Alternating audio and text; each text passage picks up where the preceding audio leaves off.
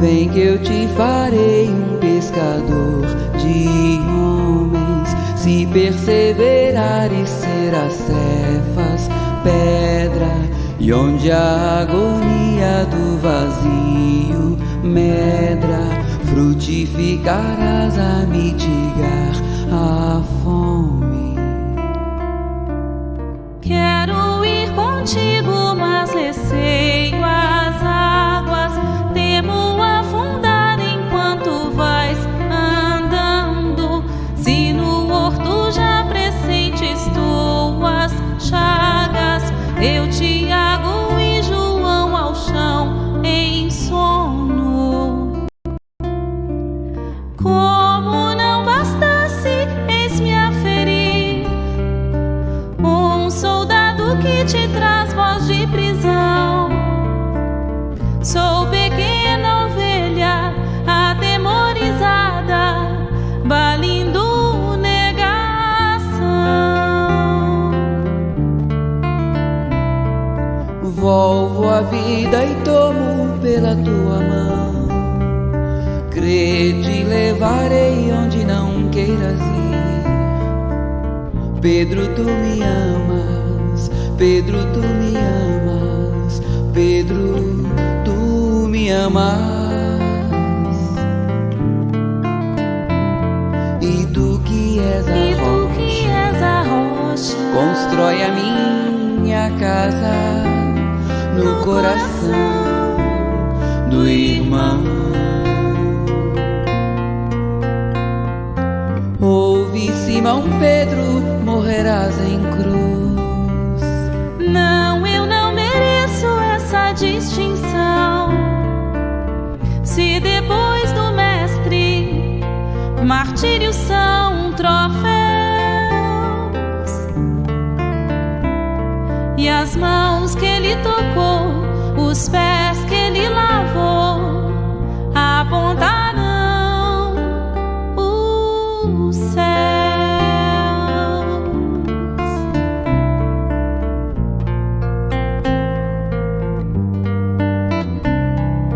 Volvo a vida e tomo pela tua mão. Crê, te levarei onde não queiras ir. Pedro, tu me amas. Pedro, tu me amas. Pedro, tu me amas. E tu que és a rocha, constrói a minha casa no coração do irmão. Ouve, Simão Pedro, morrerás em cruz. Não, eu não mereço essa distinção. Se depois do mestre martírios são troféus, e as mãos que ele tocou, os pés que ele lavou, apontarão o Vem que eu te farei um pescador de homens. Se perseverares, serás Cefas, pedra. Vem que eu te farei um pescador de homens.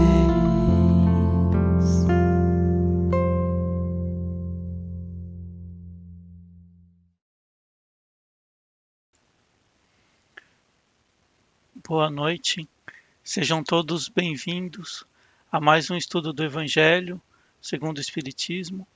Hoje é dia 10 de novembro de 2021.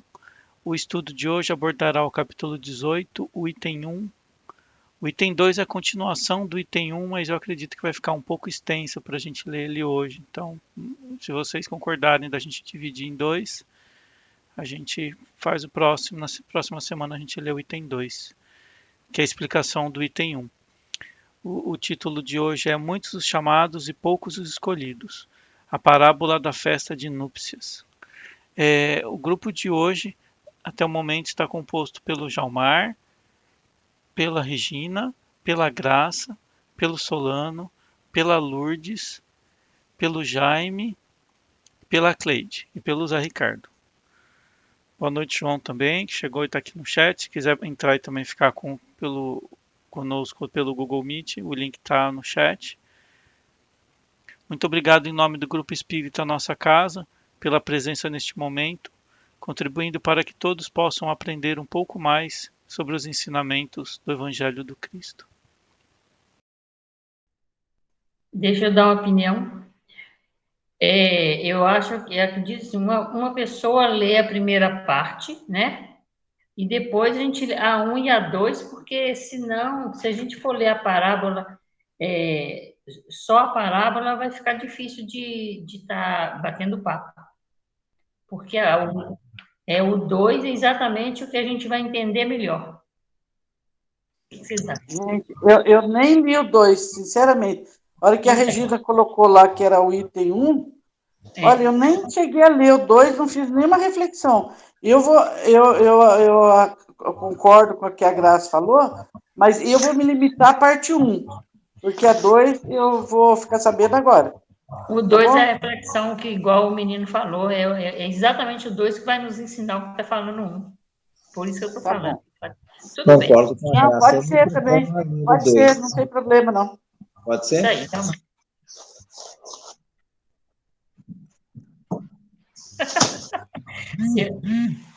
Tá bom.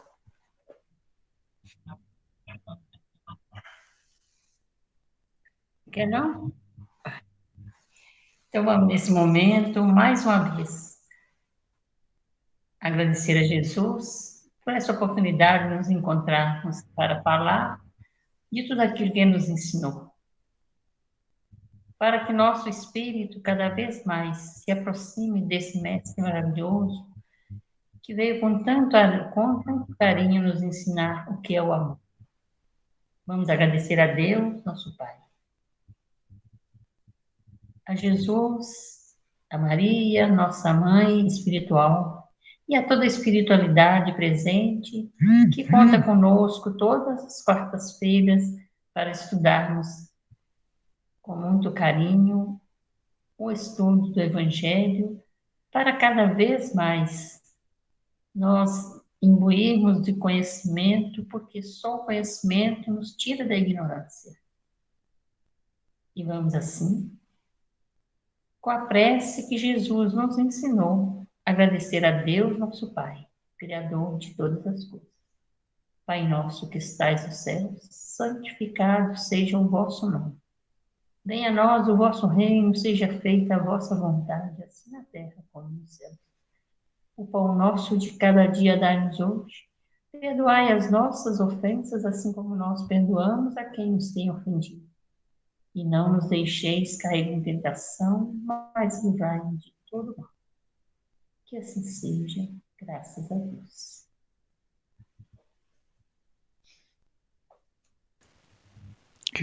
Eu vou pedir pro Jaime ler, então, que o Jaime lê rapidinho, né, Jaime? Posso ler, sim. Capítulo 18. Muitos os chamados e poucos os escolhidos. Parábola da festa de núpcias. E respondendo Jesus, lhe tornou a falar segunda vez em parábolas, dizendo: o reino dos céus é semelhante a um homem rei, que faz as bodas a seu filho. E mandou os seus servos a chamar os convidados para as bodas, mas eles recusaram ir. Enviou de novo outros servos com este recado: dizei aos convidados: eis aqui, tenho preparado o meu banquete, e os meus touros e os animais cevados estão mortos, e tudo pronto. Vinde às bodas. Mas eles desprezaram o convite e se foram, um para a sua casa de campo e o outro para o seu tráfico. Outros, porém, lançaram mão dos servos que ele enviara, e depois de os haver ultrajado, os mataram. Mas o rei, tendo ouvido isso, se irou, e tendo feito marchar seus exércitos, acabou com aqueles homicidas e pôs fogo à sua cidade. Então disse aos seus servos: as bodas com efeito estão aparelhadas, mas os que foram convidados não foram dignos de se acharem no banquete. E depois as saídas das ruas, e a quantos acharde, convidai-os para as bodas. E tendo saído os seus servos pelas ruas, congregaram todos os que acharam, maus e bons, e ficou cheia de convidados a sala do banquete de bodas. Entrou, pois, o rei para ver os que estavam à mesa, e viu ali um homem que não estava vestido com veste nupcial, e disse-lhe: Amigo, como entraste aqui, não tendo vestido nupcial? Mas ele se emudeceu. E disse o rei aos seus ministros: Atai-o de pés e mãos e lançai-o às trevas exteriores. Aí haverá choro e ranger de dentes, porque são muitos chamados e poucos os escolhidos. O incrédulo ri desta parábola, que lhe parece de uma pueril ingenuidade, pois não admite que haja tantas dificuldades para a realização de um banquete. E ainda mais quando os convida, chegam ao ponto de massacrar os enviados do dono da casa. As parábolas, diz ele, são naturalmente alegorias, mas não devem passar os limites do possível. O mesmo se pode dizer de todas as alegorias das fábulas engenhosas, se não lhes descobrirmos o sentido oculto. Jesus inspirava nas usanças mais comuns da vida e adaptava as parábolas aos costumes e ao caráter do povo a que se dirigia. A maioria delas tinha por fim fazer penetrar nas massas populares a ideia da vida espiritual, e seu sentido só parece incompreensível aos que não se colocam nesse ponto de vista. Nesta parábola, por exemplo, Jesus compara o reino dos céus, onde tudo é felicidade e alegria, a uma festa nupcial. Os primeiros convidados são os judeus, que Deus havia chamado em primeiro lugar para o conhecimento da sua lei. Os enviados do rei são os profetas, que convidaram os judeus a seguir o caminho da verdadeira felicidade, mas cujas palavras foram pouco ouvidas, cujas advertências foram desprezadas, e muitos deles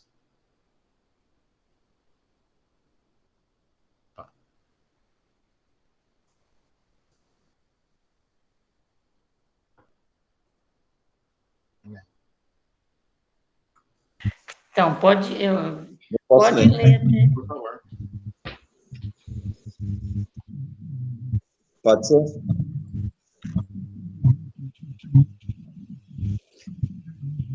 Suas advertências foram desprezadas e muitos foram até mesmo massacrados, como os servos da parábola.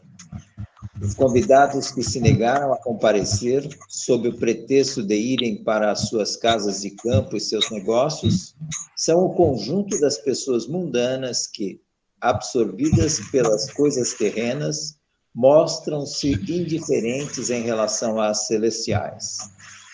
Os judeus da época acreditavam que sua nação deveria conquistar a hegemonia. Deus não havia prometido a Abrão que a sua posteridade cobriria toda a terra, mas, como sempre, tanto a forma, eles acreditavam na dominação efetiva e material. Antes da vinda do Cristo, com exceção dos hebreus, todos os povos eram idólatras e politeístas.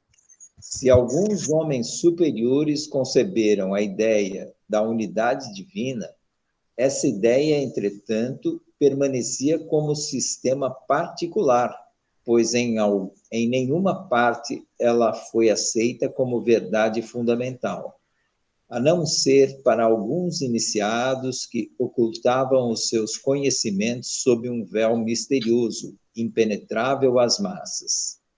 Os hebreus foram os primeiros a praticar publicamente o monoteísmo.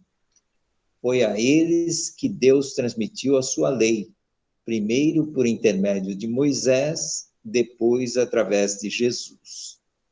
Era desse pequeno foco que a luz deveria expandir-se por todo o mundo, triunfar sobre o paganismo e dar a Abrão uma posteridade espiritual, não tão numerosa quanto as estrelas do firmamento. Mas os judeus, embora repelindo a idolatria, haviam negligenciado a lei moral para se dedicarem à prática mais fácil do culto exterior. O mal estava em seu ápice. A nação, dominada pelos romanos, estava dividida pelas facções, pelas seitas. A própria incredulidade havia penetrado até mesmo no santuário. Foi então que Jesus apareceu para chamá-los ao cumprimento da lei e para abrir-lhes os novos horizontes da vida futura. Primeiros convidados para o grande banquete da fé universal, eles repeliram. Foram, porém, a palavra do celeste Messias e os sacrificaram. Foi assim que perderam o fruto que deveriam colher da sua própria iniciativa. Seria injusto, entretanto, acusar todo o povo pelo que aconteceu.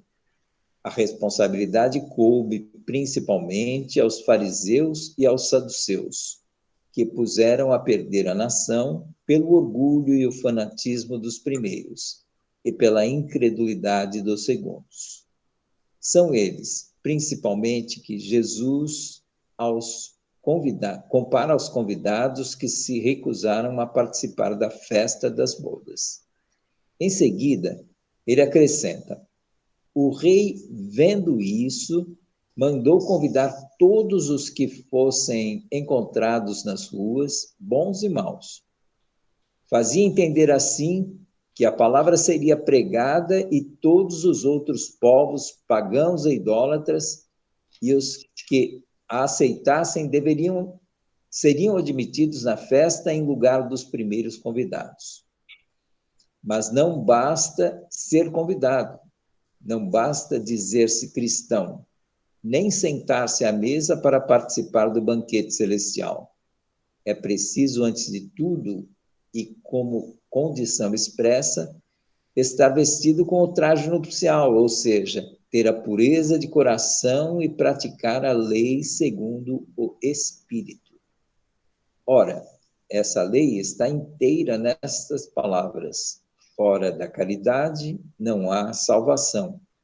Mas entre todos aqueles que ouvem a palavra divina, quão poucos aguardam e a colocam em prática? Quão poucos se tornam dignos de entrar no reino dos céus? Foi por isso que Jesus disse: haverá muitos chamados e poucos escolhidos.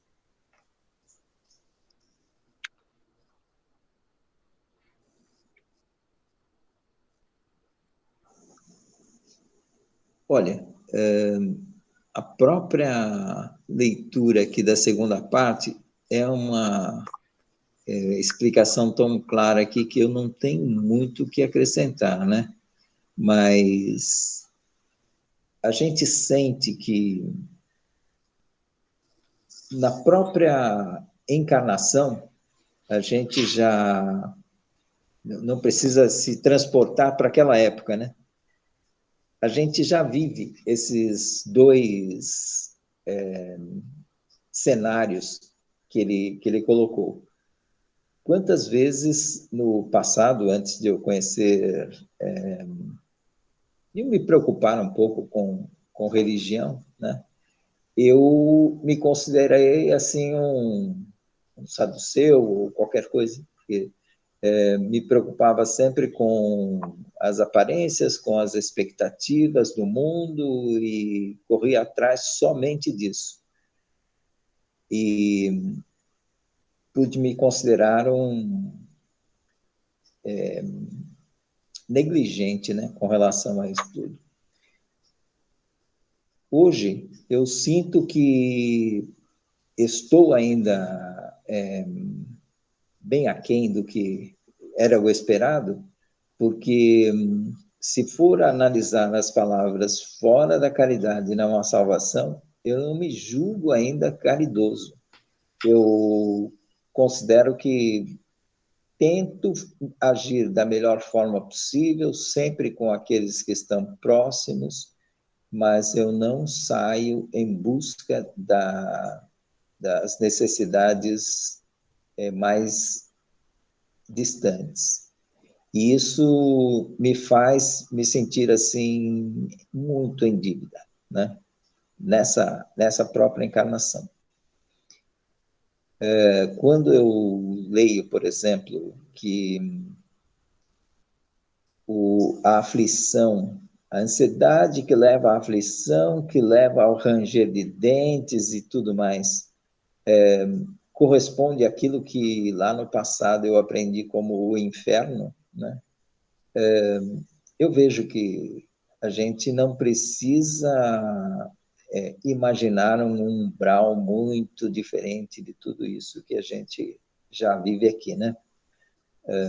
Com tanta limitação, mas ao mesmo tempo com tanta liberdade para fazer o bem que a gente não consegue fazer o tempo todo, né?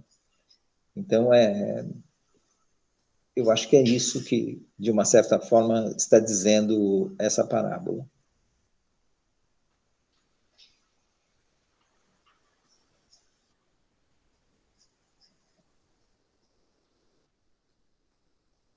Vamos lá.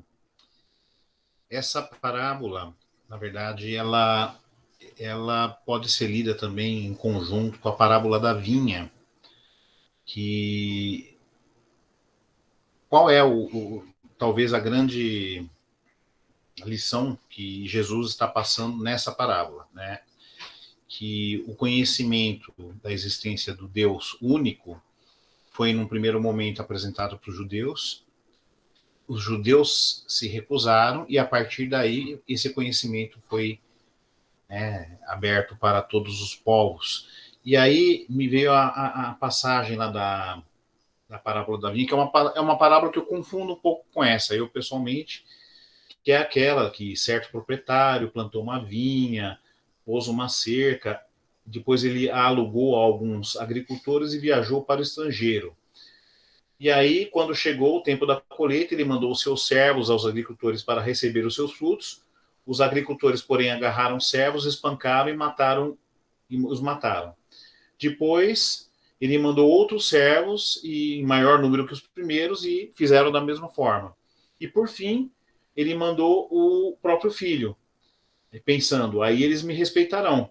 Os agricultores, porém, ao ver o filho, disseram entre si, este é o herdeiro, vamos matá-lo e tomemos a posse de sua herança. Então agarraram-no, lançaram-no fora da vinha e o mataram.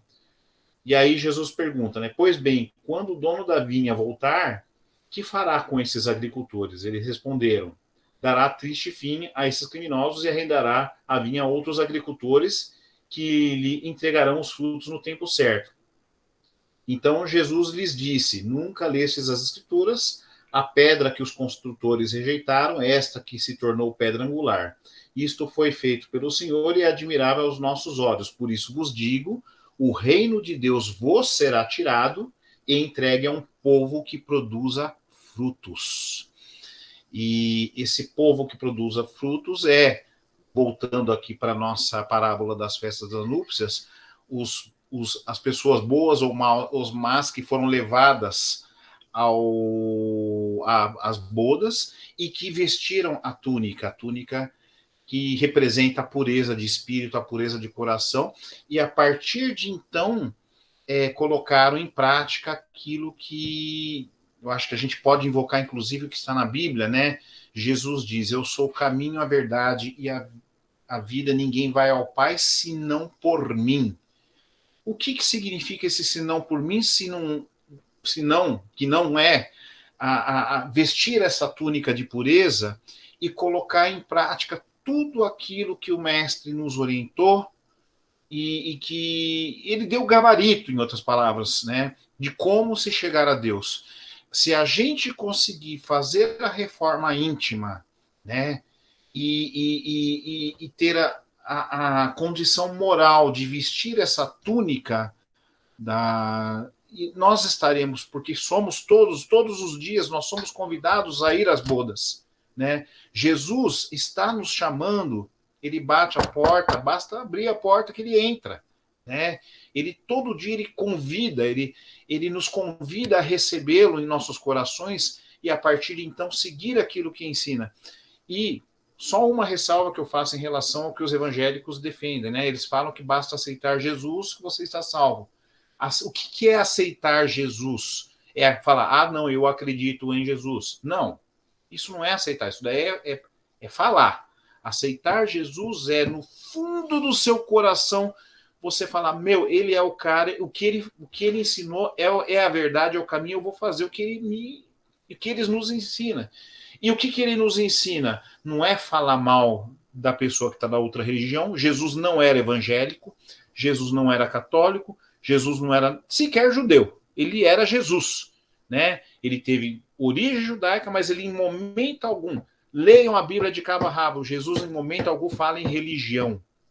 Ele fala em postura de vida, ele fala em estender a mão para o irmão, amar ao próximo como a si mesmo, amar a Deus sobre todas as coisas, e todas essas parábolas, todos esses exemplos, todas essas lições que ele dá, não é para criar, como os judeus fizeram, né, abandonar a fé espiritual, por assim dizer, né, a fé espiritual para adotar o que é mais fácil, que é o culto externo, né, não é ir ao culto todo domingo, ir à missa todo domingo, ir ao centro espírita toda semana para virar caçador de passe. Isso por si só não vai mudar em nada se não houver realmente a reforma íntima que nos... enfim, a gente conseguir renunciar a nós mesmos em amor a esse Jesus que simplesmente diz assim, segue essas lições que eu lhes dou, está aqui. Né? Ele usa os exemplos lá da época e tudo mais, mas que nos são explicados graças à terceira revelação, né? Mas segue Jesus naquilo que ele ensinou. Não precisa sair falando, não precisa sair anunciando que eu sou cristão, eu sou de Jesus. Haja de acordo com o que Jesus ensina, com as suas ações. Tenho certeza que, independentemente de profissão de fé, você será muito mais cristão e vai ser escolhido, com certeza. É isso que eu vejo nessa parábola, gente. Obrigado, viu?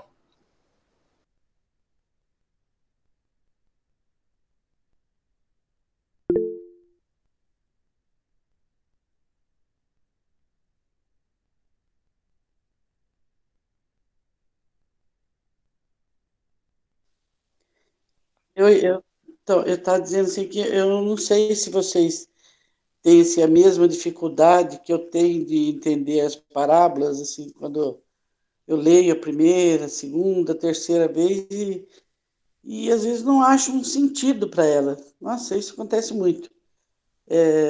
Aí eu tenho que ir buscando referências para poder entender. E essa aqui também, essa para mim também não foi diferente. Foi difícil, umas coisas estranhas, né? Até mesmo o texto, agora que vocês leram a segunda parte, fala disso que eu senti, né? Faz referência a isso que eu senti nesse no segundo item que fala assim, o incrédulo ri, mas no meu caso não seria incrédulo, seria se falar ignorância mesmo, né? E essa parábola aqui eu também achei complicada.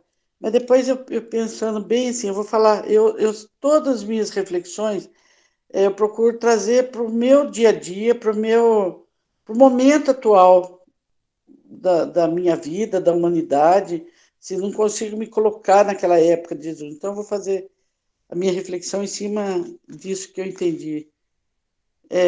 Assim, as bodas nupciais, elas são assim, o vínculo mais íntimo. A boda, o casamento, assim, acho que é o vínculo mais íntimo que você pode ter com alguém. Estou transportando isso para um casamento mesmo, de duas pessoas. Então, acho que assim, nem com o pai e com a mãe, talvez você não tenha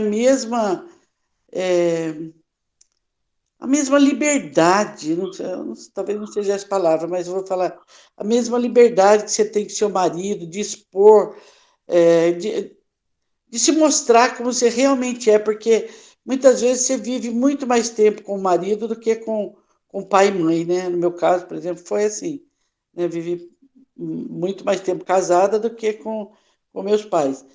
Então, com o marido, assim, você passa a ser quem você é realmente, sem máscara, sem dissimulação. E por que que isso acontece? Porque eu estou falando de um casamento real, um casamento assim, baseado no amor, tal, né? Não é só numa convivência, num relacionamento de amor.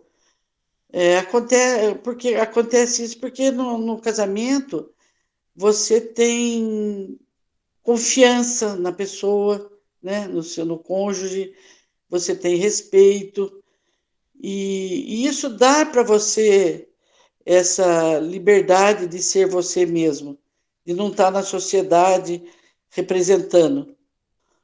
E eu acho que é isso que Deus espera da gente, porque Deus sabe todos os defeitos da gente, todas as nossas fraquezas, né?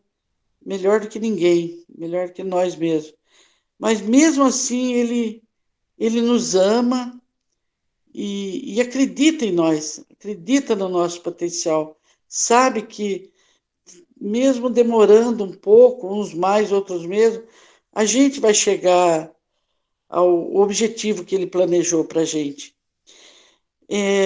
Então, eu penso que essa aliança que Deus propõe para a gente tem que ser baseado no amor, né? Como eu já falei, no respeito.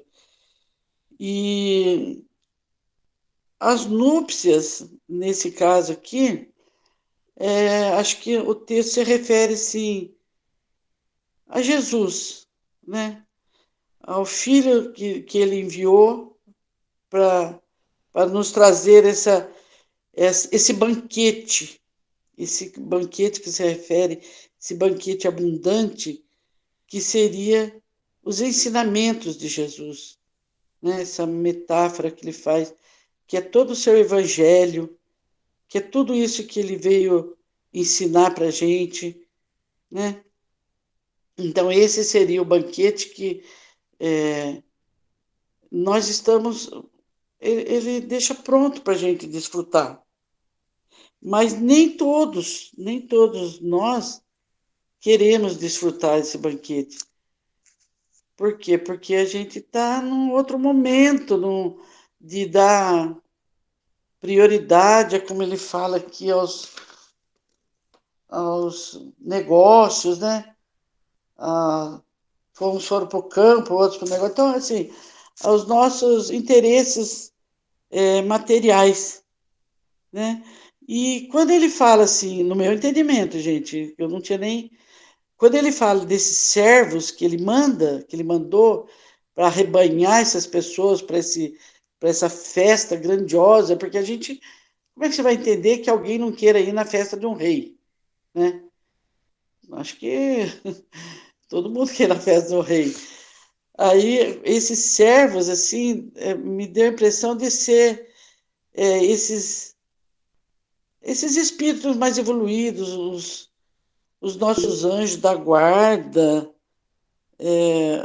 esses espíritos que o Espiritismo chama de simpatizantes, né?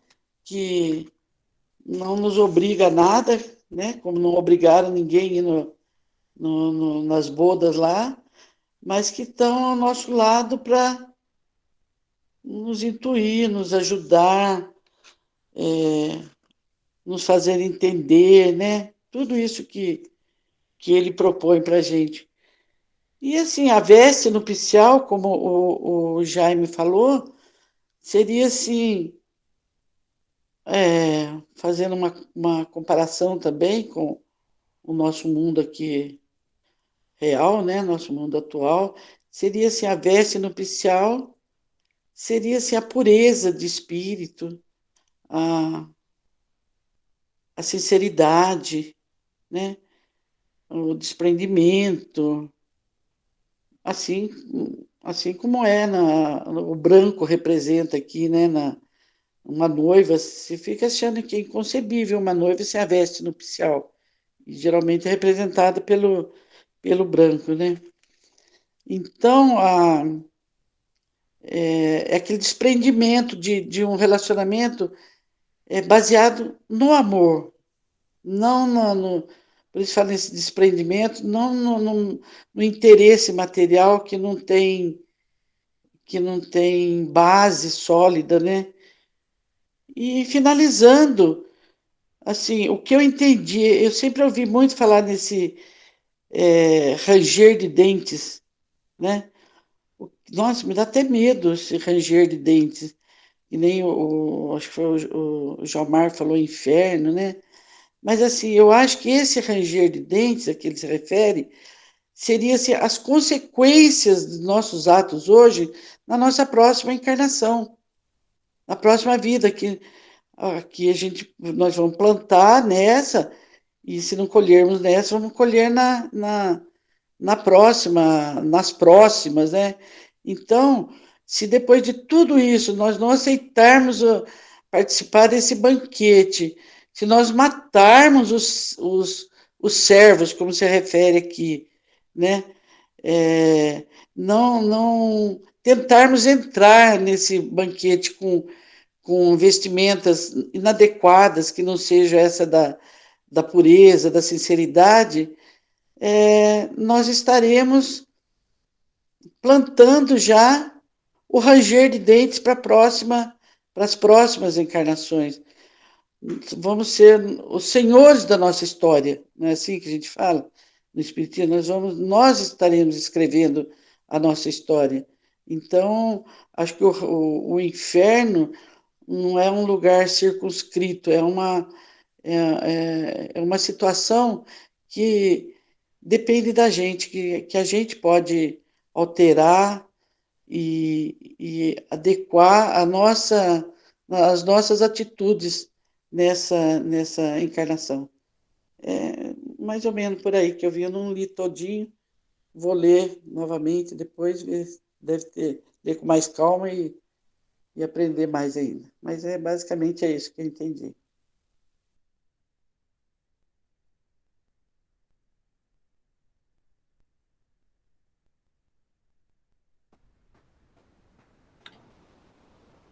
Sim. Bom, Graça, então. Na verdade, nós estamos atravessando exatamente esse período, né?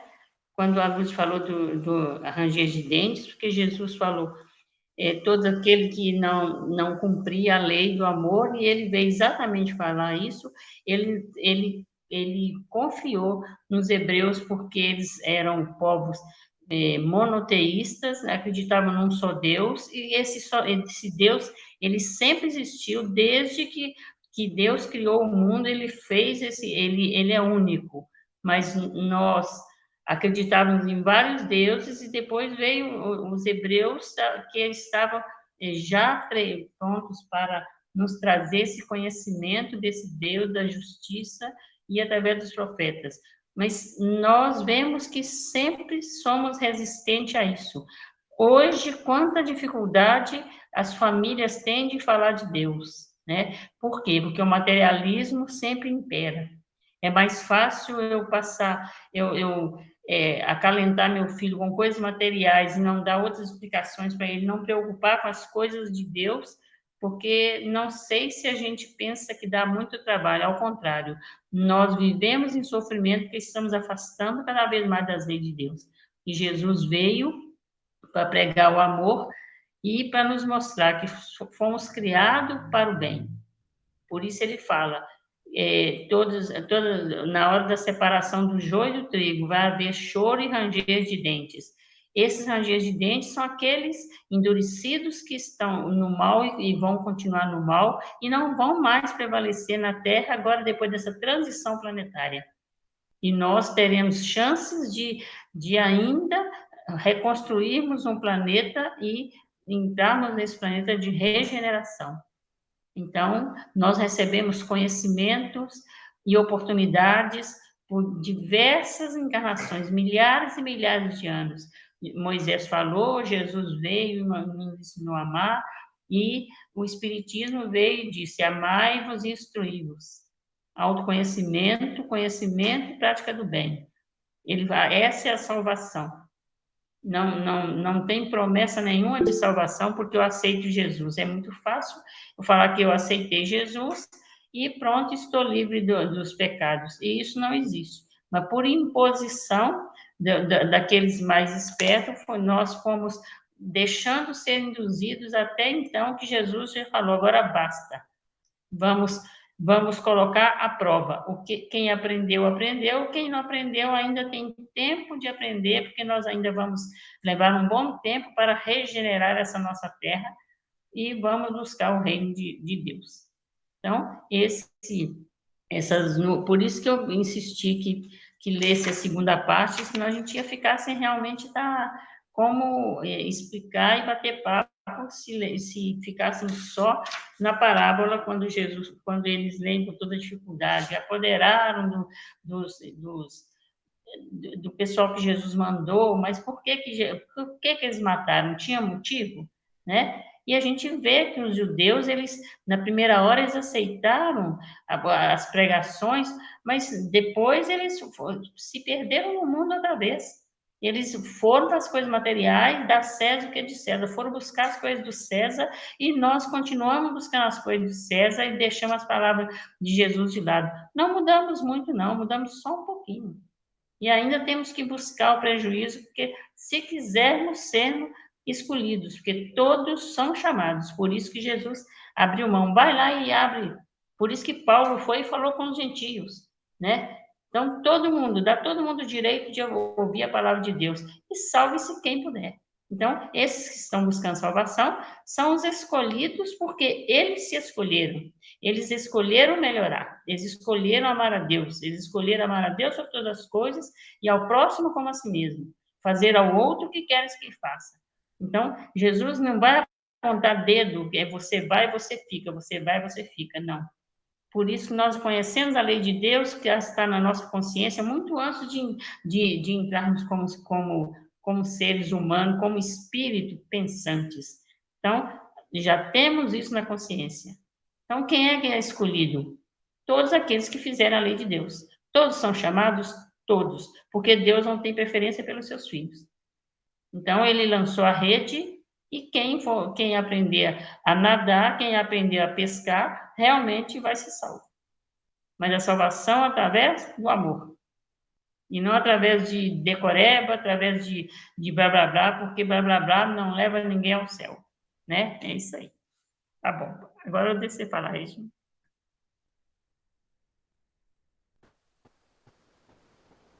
Obrigada. Então, rapidinho, assim, vocês, nas suas reflexões até agora, foram muito importantes, né? E já permearam, né, aqui. Eu só gostaria de falar rapidinho que eu também compreendo a festa nupcial como esse reino dos céus, que é algo que a gente vai chegar, né, um dia, que é talvez não um lugar, mas um estado, né, de plenitude que a gente ainda não tem muita noção, né, mas que através das nossas vivências, seguindo a lei do progresso, um dia a gente vai chegar lá. Eu entendo que quando ele se refere aqui na parábola ao filho, está falando a Jesus, e o que é essa festa toda? Seria justamente quando chegou a segunda revelação, quando Jesus trouxe para nós a lei de amor. Né? E quando ele se refere aqui à túnica, me lembrou muito o capítulo 8, quando a gente estudou Bem-aventurados os puros de coração, né? Quando lá Jesus diz para nós, né, que para entrar nesse reino dos céus, para chegar nesse reino dos céus, a gente precisa ter essa pureza. E lá nos primeiros itens a gente estuda que a pureza de coração é quando a gente se assemelha a uma criança, a criança nos primeiros anos de vida. E lá nesse texto a gente aprende que o que é essa pureza, nessa simplicidade, essa humildade. Quando a gente quebra consegue, né, extirpar o orgulho, tudo aquilo que a gente precisa, egoísmo, vaidade, enfim, de tal forma que a gente se torne delicados no sentido de compreender tudo aquilo que a gente precisa aprender, mas sem as nossas resistências, sem as nossas teimosias, sem as nossas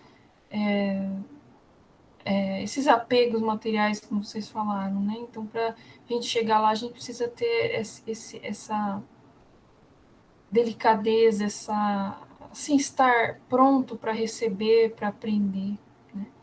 Então, me lembrou muito dessa parte, seria até interessante a gente voltar lá, quem quiser, né? Dar uma lida nos itens 1 a 4 lá do capítulo 8, Bem-aventurados os puros de coração. Era isso, então, que eu queria falar. Obrigada.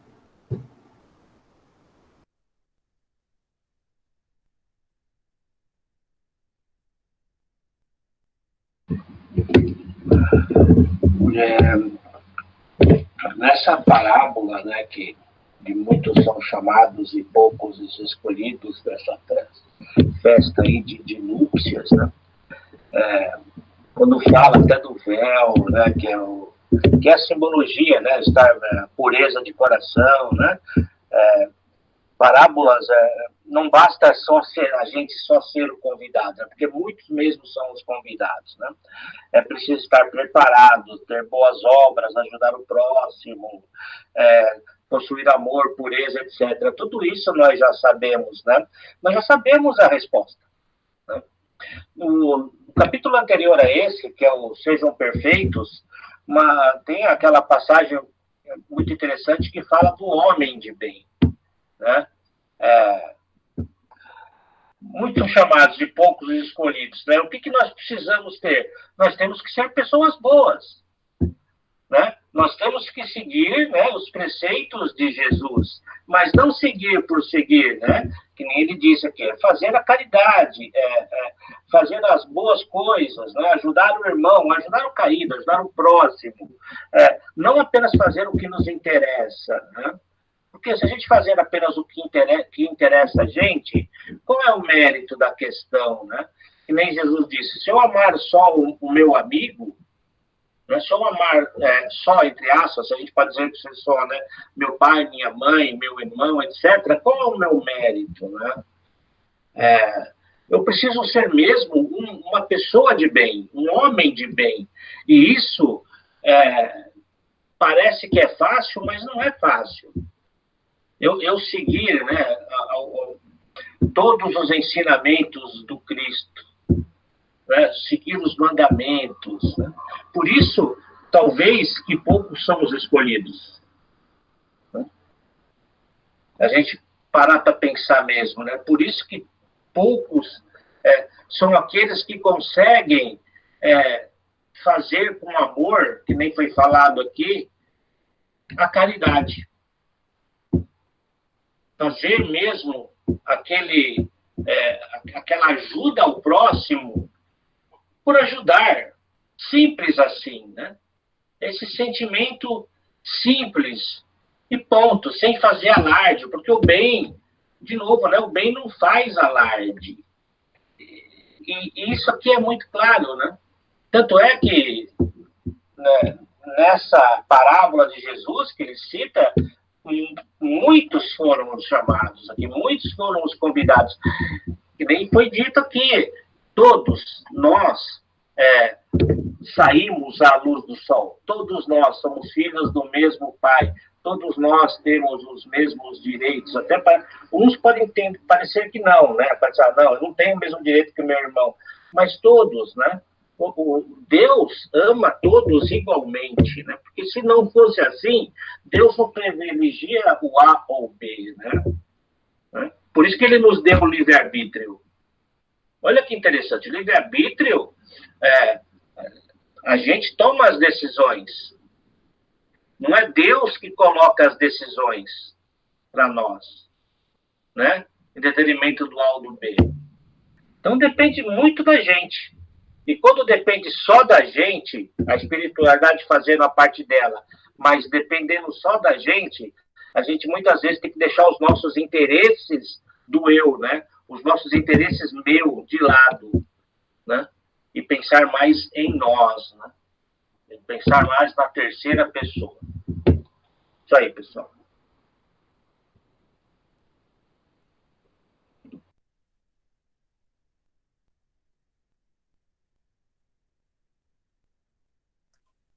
Não, eu vou só ouvindo vocês. Eu vou repetir o que vocês falaram aí. Então, tá tudo bem. Eu estou ouvindo.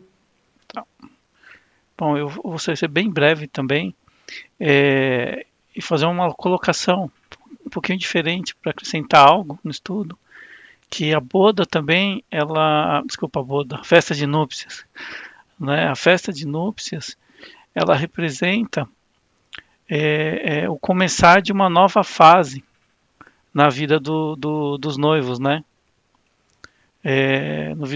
Na vida de algumas pessoas, e aquelas pessoas que são as convidadas são as pessoas mais importantes até então na vida daquela pessoa que você quer do seu lado, quer estar próximo.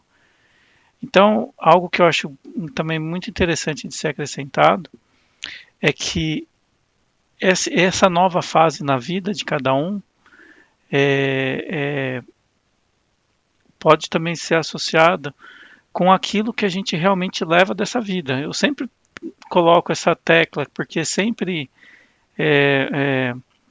as parábolas, elas apontam para essa segunda vida nossa, a principal vida nossa, que é a vida do espírito, né, que a gente, da reencarnação e tudo mais, e que nada é só aqui, né, que a vida continua, e essa parte dessa parábola também me associa um pouco, assim, pelo menos me fez pensar um pouco nessa passagem, nessa felicidade de você estar com as pessoas que você se sente bem, que você gosta, que o momento mais importante da sua vida você está com elas, e que, ao mesmo tempo, essa passagem também é a passagem desse plano para o plano maior, quando a gente desencarna, que é o momento em que a gente deixa todas as nossas amarras, todas as nossas vestes materiais, né? Todas os nossos apegos, inclusive, né? Apegos de matéria e tudo mais, para aqueles que têm. Para aqueles que não têm, é simplesmente uma passagem, né? Uma passagem, nem é como se fosse assim, um despertar, dorme de um dia para o outro e continua numa boa, porque não tem aquele vínculo com a matéria. Então, eu também gostaria de fazer acrescentar esse item, né, que é uma passagem, que é um momento especial. A gente está ao lado das pessoas que a gente realmente gosta, porque essas pessoas também, estando nesse plano ou nos outros planos, eles vão estar sempre ligados a nós, né, pela nossa afinidade. Então, alguém gostaria de fazer mais algum comentário, bem breve, ou podemos encerrar? Só não podemos esquecer que esse passar por lá de lá, né, deixar as coisas para lá, se eu estou com apego, eu vou levar isso por lá de lá. Vou levar sofrimento porque eu não desapeguei. Eu não obedeci devidamente à lei do amor. Então, o que eu vou levar? Eu não vim com nada e vou levar o quê? As boas obras ou as más obras? Se eu levo as más obras, eu vou continuar sofrendo lá e vou ter que voltar e voltar até que realmente eu me livre e vou ressurgir. Porque aí é ressurreição, você vai ressurgir em espírito, não vai precisar nem de reencarnar mais. Então, tem duas faces aí, viu, mocinho? Sim, mas é a afinidade, é o que eu falei da afinidade. Se você tem afinidade com o bem, você vai para um plano bom. Se você tem uma afinidade com o mal, você vai para um plano que tenham pessoas afins, né? E assim vai. Muito tempo que a gente vai passar nesse processo, mas estamos na caminho. Sim. Aliás, essa lei da atração, ela é barata. As pessoas costumam dizer que os opostos se atraem. Isso não é verdade. A gente quer estar junto de quem pensa igual a gente. Basta olhar o Facebook, é interessante isso, que a gente falam das bolhas como é que chama a expressão sociológica? As bolhas de... enfim, as pessoas tendem a se aproximar daquelas que pensam iguais a ela. E o Facebook, percebendo isso, você só vê as publicações das pessoas que pensam igual a você. E aí você tem a falsa impressão de que o que você acredita é a verdade, porque não existem outras pessoas que pensam diferente. E numa dessas, assim, quando a pessoa realmente ela é espiritualmente e moralmente muito culpada, ela se atrai para regiões em que estão essas pessoas culpadas. E onde, como o pensamento é pensamento, forma pensamento, né, que se fala, cria-se um umbral, né? Cria-se as regiões de umbral mais denso, as regiões... quando a pessoa se liberta disso, ela vai para um lugar mais leve, e quanto mais desapegada e quanto mais pura de espírito, mais ela se torna sutil e vai para planos mais superiores. Enfim, o espiritismo ele é muito, muito legal, né? Assim, quanto mais a gente estuda, as coisas ficam muito transparentes, muito claras para a gente, né? Enfim, que bênção que é a gente poder se reunir e poder aprender um pouquinho cada vez mais uns com os outros. Obrigado, gente. Eu que agradeço. Obrigado a todos pelo... Se atrai, né? Isso mesmo, perfeito. O ímã se atrai porque se atrai exatamente por isso. Então, são os pensamentos que fazem isso aí. Os nossos infernos, os nossos céus são formados por essas pessoas. Beleza, parabéns. Solano, você poderia fazer a prece de encerramento? Muito obrigado. Obrigado a todos, pessoal.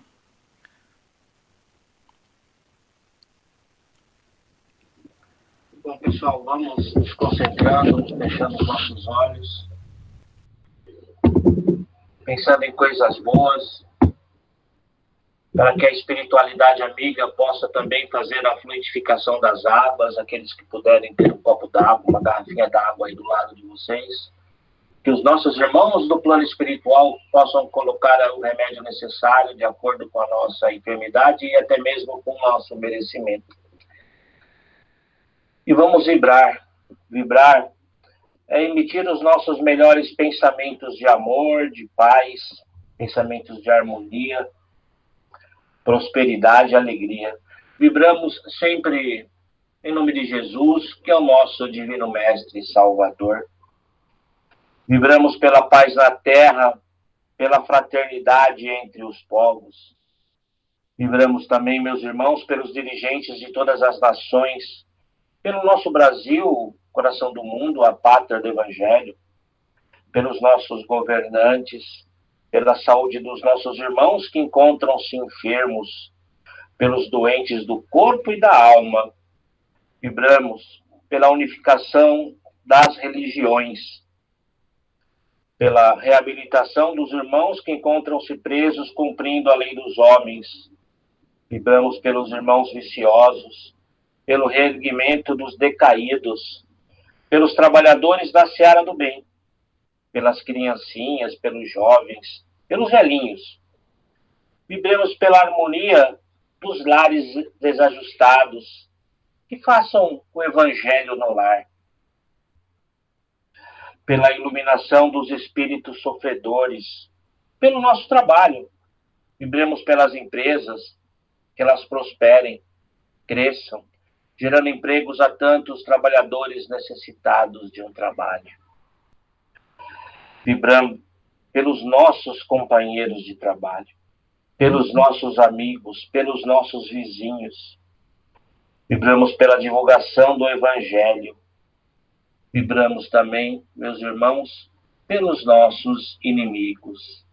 Vibrar também é agradecer. Agradecer pelo dom da vida que Deus nos deu. Agradecer pelos nossos irmãos do plano espiritual que estão sempre aos nossos lados. Pelo nosso anjo da guarda, pelo nosso mentor espiritual. Esses irmãos que nos escolheram nessa caminhada do Mestre Jesus. Agradecer ao irmão Estevão, ao irmão Rodolfo, ao anjo Ismael, que é o preposto de Jesus, deixado aqui no Brasil, coração do mundo, a pátria do Evangelho. Esses trabalhadores laboriosos à causa do Mestre Jesus, que não medem esforços para ajudar o próximo, independente de quem seja. Temos, e muito, que fazer a nossa parte. E assim, humildemente, pedimos uma vibração por nós mesmos, criaturas que somos, tão necessitadas do amparo e da misericórdia divina, mas com uma vontade imensa de seguir os passos de Jesus, sempre na seara do bem. Que assim seja, graças a Deus.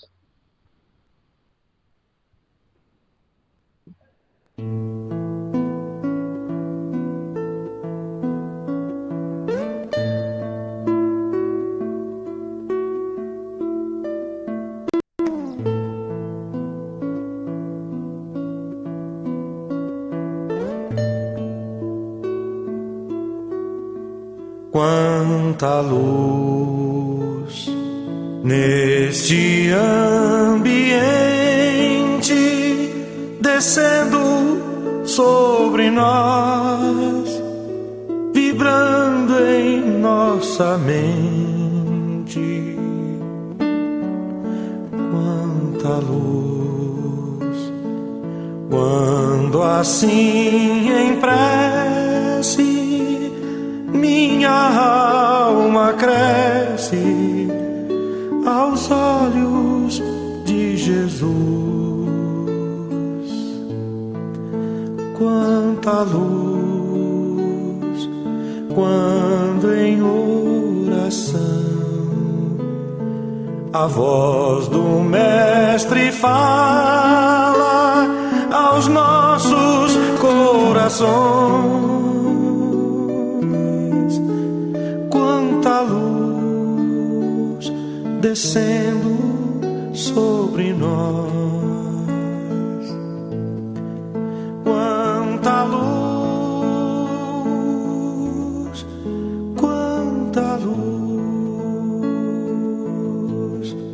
quanta luz neste ambiente descendo sobre nós, vibrando em nossa mente. Quanta luz, quando assim em prece minha alma cresce aos olhos de Jesus. Quanta luz, quando em oração a voz do Mestre fala aos nossos corações. Quanta luz descendo sobre nós. Quanta luz, quanta luz.